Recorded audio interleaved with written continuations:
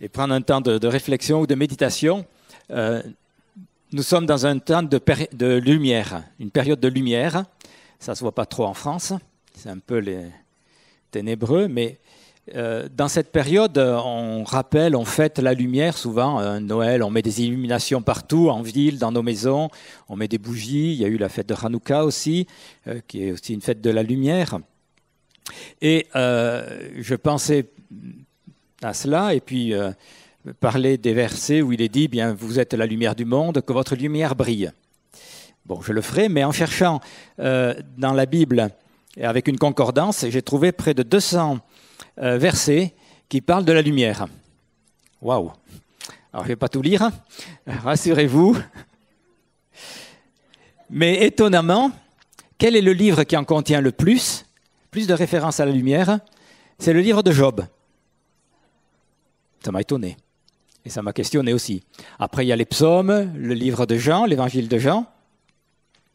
Mais le livre de Job qui en contient le plus. Alors j'ai voulu regarder un peu plus en détail pourquoi et de quoi il s'agit, parce que le livre de Job, c'est un livre qui est magnifique, qui parle de la grandeur de Dieu, qui parle aussi des questions qui n'ont pas de réponse, qui parle de la souffrance, de la persévérance aussi. Quand on voit l'attitude de Job, c'est quelqu'un de persévérant.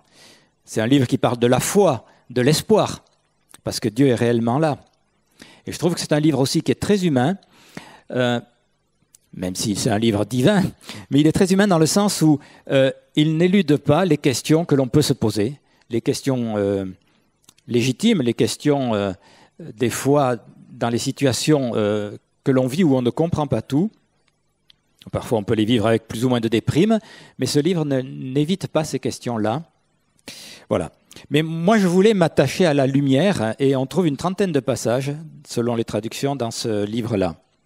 Et bien sûr, en premier, la lumière est opposée à l'obscurité pour parler du jour et de la nuit. Bon, ça c'est assez normal. Mais il y a différents autres sens de la lumière qu'on trouve dans ce livre et qui sont employés dans le langage courant, dans la vie de tous les jours. Si je prends Job 3 au verset 20, pourquoi Dieu donne-t-il la lumière à celui qui peine et la vie à ceux qui ont l'amertume dans l'âme? La lumière, c'est la vie. Pourquoi Dieu donne-t-il la vie et la lumière? La lumière, c'est la vie dans le naturel, c'est une évidence. Sans lumière, pas de vie.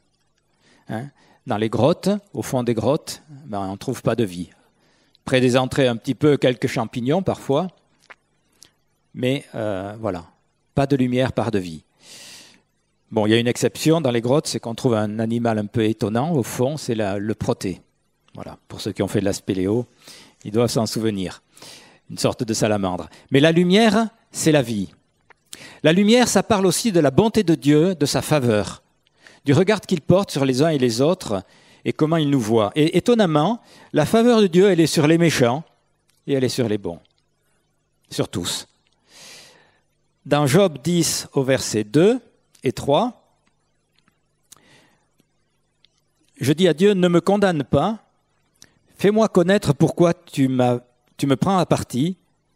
Te paraît-il bien d'exercer l'oppression, de repousser l'ouvrage de tes mains et de faire briller ta lumière sur le conseil des méchants?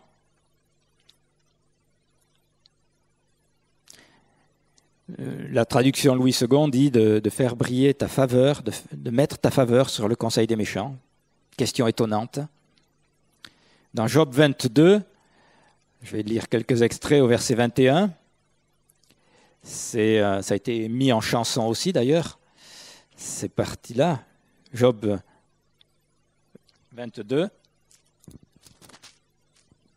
Accorde-toi donc avec Dieu et tu auras la paix. Par là, ce qui te reviendra sera bon. Reçois de sa bouche instruction et mets ses paroles dans ton cœur. Si tu reviens au Tout-Puissant, tu seras rétabli. Tu éloigneras l'iniquité de ta tente. Je saute au verset 26. Alors tu feras du Tout-Puissant tes délices. Tu élèveras vers Dieu ta face. Tu l'imploreras et il t'exaucera. Tu accompliras tes vœux. Si tu prends une décision, elle se réalisera pour toi. Sur tes sentiers brillera la lumière. Voilà, sur tes sentiers brillera la lumière, oui. Et le psaume 4 reprend à peu près la même chose. Celui qui s'attache à Dieu, sur sa vie, la bonté de Dieu se manifeste. La lumière est là, comme pour manifester, pour montrer quelque chose qui vient d'en haut et qui est bon. Et on retrouve ça aussi dans l'histoire des Hébreux en Égypte, sur le lieu où ils habitaient, qui s'appelle Goshen, dans Exode 10, au verset 22. Moïse étendit la main vers le ciel, et il y eut d'épaisses ténèbres dans tout le pays d'Égypte, pendant 3 jours. On ne se voyait pas l'un l'autre, et personne ne se leva de sa place pendant 3 jours, mais tous les Israélites avaient de la lumière là où ils habitaient. À un moment donné, il y a eu cette séparation dans les plaies d'Égypte entre ce qui a touché tout le monde et ce qui n'a touché que les Égyptiens. Et là, lorsqu'il y a eu cette histoire de ténèbres, eh bien, là où étaient les Hébreux, il y avait de la lumière. Dieu les a gardés, Dieu les gardait, les protégeait. Un autre sens de la lumière que l'on trouve dans Job, mais que l'on trouve aussi dans toutes nos expressions courantes, c'est ça s'oppose à ce qui est caché. Ce qui est à la lumière n'est pas caché, c'est mis en évidence. Job 12, au verset 22, l'évoque. Dieu amène à la lumière l'ombre de la mort, il met à découvert les profondeurs des ténèbres, il révèle ce qui est caché. Et être dans la lumière, c'est aussi être dans la vérité, apporter la vérité. Et puis il y a une question existentielle. Qu'est-ce que la lumière ? Alors Dieu qui pose la question dans le livre de Job connaît la réponse, bien sûr.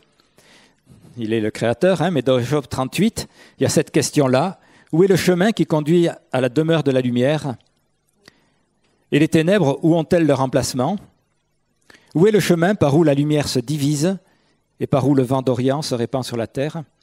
Qu'est-ce que la lumière ? Alors les scientifiques ne savent pas trop. Ils se posent des questions. Quelle est la nature de la lumière ?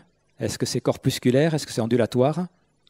Est-ce que c'est une onde ? On parle d'un rayon lumineux, des ondes de lumière. On parle aussi des photons, un grain de lumière.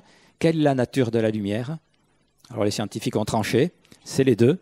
Mais ne leur demandez pas plus. C'est assez obscur, même si on parle de la lumière.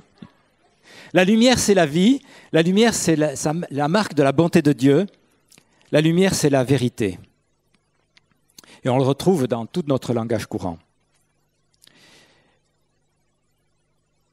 Ensuite, j'ai voulu regarder dans l'évangile de Jean, parce que Jean, c'est le disciple de l'amour, on l'appelle souvent comme ça, mais c'est aussi lui qui présente Jésus comme étant la lumière.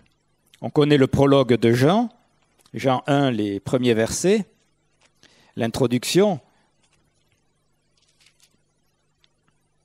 Jean 1, au commencement était la parole, et la parole était avec Dieu, et la parole était Dieu. Elle était au commencement avec Dieu. Tout a été fait par elle, et rien de ce qui a été fait n'a été fait sans elle. En elle était la vie, et la vie était la lumière des hommes.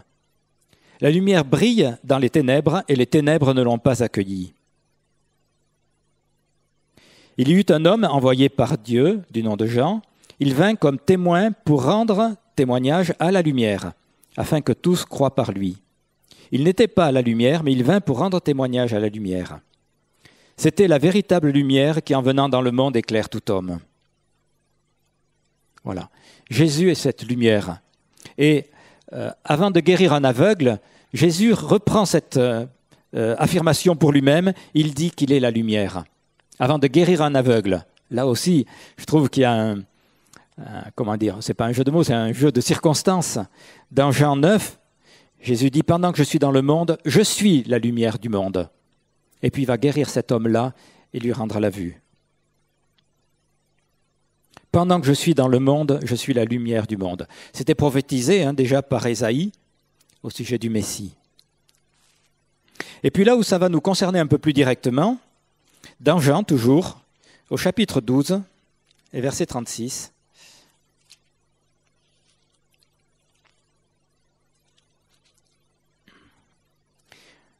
que Jésus soit la lumière, c'est une évidence, et on est tout à fait d'accord. Mais dans ce passage-là, Jésus parle encore à ses disciples. Alors, verset 36. « Pendant que vous avez la lumière, croyez en la lumière, afin que vous deveniez des enfants de lumière. »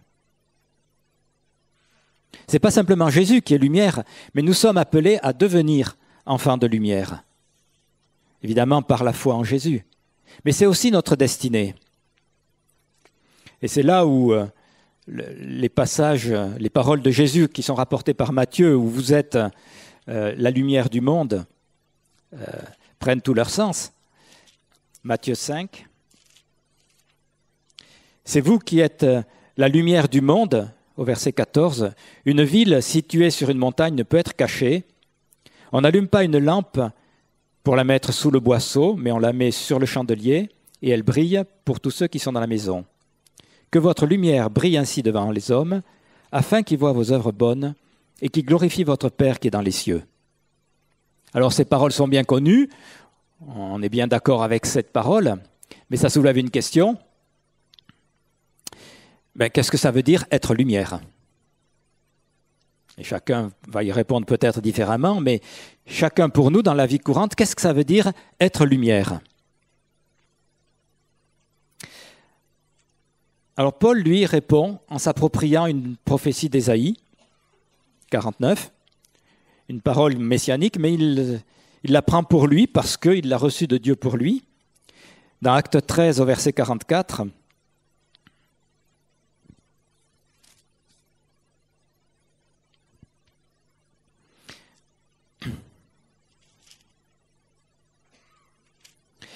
alors, Paul, dans ses voyages, il avait l'habitude d'aller dans les synagogues, puis de prêcher que le Messie, c'est bien Jésus. Donc, le sabbat suivant, presque toute la ville s'assembla pour entendre la parole de Dieu. Les Juifs, voyant les foules, furent remplis de jalousie, et ils contredisaient avec des blasphèmes ce que disait Paul. Paul et Barnabas leur dirent alors ouvertement, « C'est à vous d'abord que la parole de Dieu devait être annoncée, mais puisque vous la repoussez, et que vous ne vous jugez pas digne de la vie éternelle, voici, nous nous tournons vers les païens, car ainsi nous l'a prescrit le Seigneur, je t'ai établi pour être la lumière des nations, pour porter le salut jusqu'aux extrémités de la terre. » Les païens se réjouissaient en entendant cela et glorifiaient la parole du Seigneur. Et tous ceux qui étaient destinés à la vie éternelle crurent. Pour Paul, être la lumière, c'est aller témoigner, c'est évangéliser les païens, les non-juifs, et il va porter la lumière de Dieu en vue du salut. C'est ça sa mission, il en a conscience et il a saisi cette parole qui était une parole messianique, mais il l'a reçue du Seigneur. Et d'ailleurs, quand il doit s'expliquer un peu plus tard devant le roi Agrippa, alors qu'il est prisonnier, il va revenir sur cette mission qu'il a reçue de Dieu lors de sa conversion. Vous savez, on lit le récit de la conversion de Paul, c'est extraordinaire. On dirait aujourd'hui qu'il a retourné sa veste. Enfin, c'est Dieu qui lui a retourné la veste complètement. Mais dans Acte 26, Paul revient là-dessus, au verset 16. Il rapporte ce discours, ce partage avec le Seigneur, quand il a été renversé. Le Seigneur lui dit, « Je suis Jésus que tu persécutes, mais lève-toi, tiens-toi sur tes pieds, car voici pourquoi je te suis apparu, je te destine à être serviteur et témoin des choses que tu as vues de moi et de celles pour lesquelles je t'apparaîtrai. Je t'ai pris du milieu de ce peuple et des païens vers qui je t'envoie pour leur ouvrir les yeux, afin qu'ils se tournent des ténèbres vers la lumière et du pouvoir de Satan vers Dieu, et qu'ils reçoivent le pardon des péchés et un héritage avec ceux qui sont sanctifiés par la foi en moi. » Voilà, pour Paul, c'est clair, sa mission, c'est aller porter la lumière à tous. Mais pour nous, est-ce qu'on a la même mission ? Alors je dirais oui, premièrement. Dans Acte 13, le passage que j'ai lu tout à l'heure, Paul dit « Car ainsi nous l'a prescrit le Seigneur ». Et je me suis arrêté à ce « nous ». Quand Paul dit « Car ainsi nous l'a prescrit le Seigneur », je t'ai établi pour être la lumière des nations. De qui il s'agit ? Et dans toutes les traductions que j'ai prises, il y a toujours ce « nous », cette parole qui nous concerne. Donc ça ne concerne pas Paul seulement. Probablement tous ceux qui étaient avec lui, Mais je crois que ça nous concerne nous tous. Et c'est d'ailleurs tout le sens des derniers commandements de Jésus, avant son ascension. Voici, vous serez mes témoins. Et il nous envoie. Et le dernier commandement nous concerne tous les disciples. Témoigner, évangéliser, je crois que ça c'est un des commandements. Être lumière, être enfant de lumière, c'est aussi aller porter la lumière de Christ. Témoigner. Mais j'ai trouvé qu'il y avait plus que cela, ou un peu plus large, et je voudrais élargir, si vous voulez, en quelque sorte. Dans Éphésiens 5,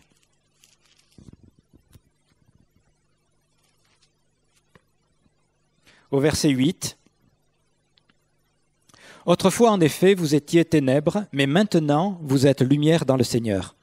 Marchez comme des enfants de lumière, car le fruit de la lumière consiste en toutes sortes de bonté, de justice, de vérité. Examinez ce qui est agréable au Seigneur. » Voilà un autre aspect qui me parle. La bonté, la justice, la vérité. Imaginez-vous, dans votre lieu de travail, dans votre lieu de vie, en vivant entièrement cela. Vous êtes 100% bon, 100% juste, 100% vrai. Je pense que vous seriez appelé l'extraterrestre. Mais même si on ne le vivait pas à 100%, mais qu'on le vit d'une manière assez forte, ça va faire réagir. En bien ou en mal. Parfois, on va être attiré par ce que vous portez, parfois, on va vous rejeter. C'est vrai. Mais le fruit de la lumière, c'est la bonté, la justice, la vérité. Ça aussi, c'est l'œuvre de Dieu dans la vie de chacun d'entre nous, et qui doit se manifester. 100% bon, 100% vrai, 100% juste. Je crois qu'on ne peut pas le vivre, mais en tout cas, c'est aussi quelque chose qui peut être porté et vécu. Et sans trahir la Bible, je crois qu'on peut l'élargir à vraiment tout ce qui est la nature de Christ en nous, la nature du Seigneur en nous. Être lumière, c'est aussi apporter la vérité. Tout à l'heure, je disais en parlant de Job, c'est dénoncer ce qui est caché. Ça peut vouloir dire dénoncer des injustices, dénoncer la corruption. Ce n'est pas toujours facile. Je pense à l'abbé Pierre en 1956 avec son appel. Il a été scandalisé de voir des personnes qui mouraient de froid dans la nuit. Cet hiver-là, en février 1956 notamment. Parfois, c'est dangereux de dénoncer l'injustice, de dénoncer la corruption.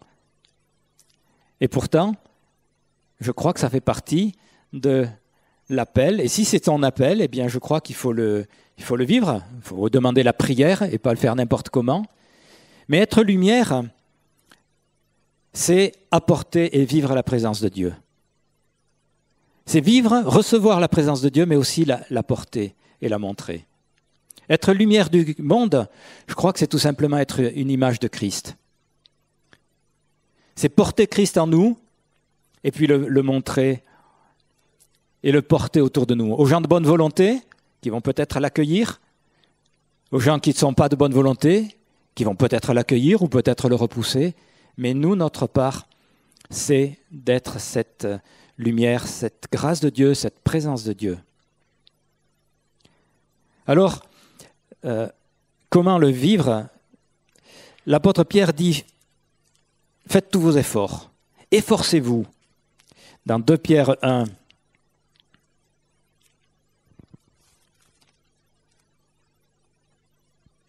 au verset 2, tout début de 2 Pierre 1,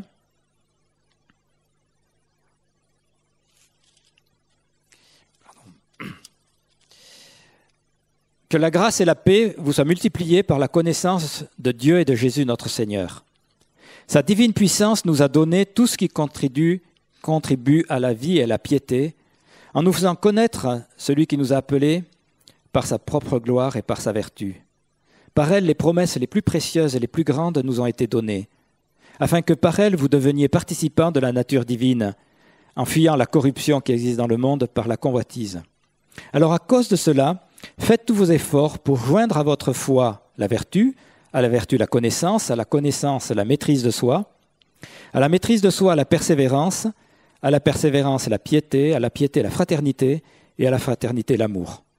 En effet, si ces choses existent en vous et s'y multiplient, elles ne vous laisseront pas sans activité ni sans fruit pour la connaissance de notre Seigneur Jésus-Christ. C'est pourquoi, frères, efforcez-vous d'autant plus d'affermir votre vocation et votre élection. Faites tous vos efforts. Je crois qu'on doit s'y attacher, s'y efforcer, y mettre tout notre cœur, tout en sachant que tout cela vient de Dieu. Mettre tout notre cœur à vivre cette présence, à recevoir la présence de Dieu, sa grâce, c'est indispensable. Mais on sait qu'on le reçoit de lui. Dieu nous aime. Et on sait que nous sommes ses enfants. Et c'est l'amour de Dieu dans nos cœurs qui va nous rendre capables de vivre tout cela et de porter tout cela. Comme conclusion, j'avais envie de citer des vœux, un peu, du collège Daniel à Guebwiller, qui est un collège chrétien. Dans le monde actuel, nous voyons que du désespoir, nous avons l'espoir.